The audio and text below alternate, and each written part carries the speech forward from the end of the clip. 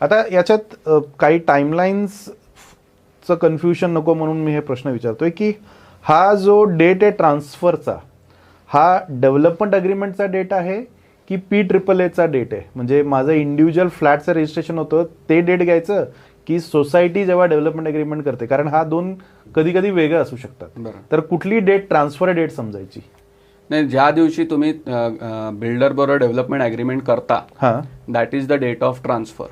पण capital gain कधी येतो तर त्याच्यासाठी एक नवीन सेक्शन आला इन्कम टॅक्समध्ये, सेक्शन 45(5)A, ज्याच्यामध्ये त्यांनी असं टिपिकली प्रॉब्लेम काय होत होता की मी मगाशी सांगितलं असं, मी जुना फ्लॅट दिला त्याच्या बदल्यात मला नवीन फ्लॅट मिळणार आहे, तो मला नवीन फ्लॅट कन्स्ट्रक्शन करून 3 वर्षात मिळाला पाहिजे.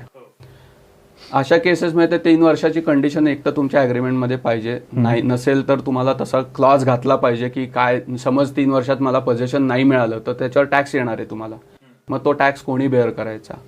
तर हे सगळे प्रॉब्लेम्स इन्कम टॅक्स ॲक्टमध्ये होते. त्याच्यासाठी नवीन सेक्शन आला 45(5)A.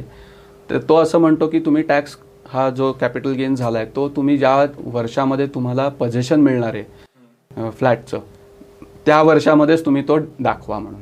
आणि त्या वर्षामध्ये ज्या दिवशी कम्प्लिशन येईल, बिल्डर ज्या दिवशी कम्प्लिशन देईल that would be the date on which we have to show it in the income tax return. आणि त्या दिवशी त्याची जी स्टॅम्प ड्युटी व्हॅल्यू असेल ती तुम्हाला ती अडॉप्ट करायची आहे.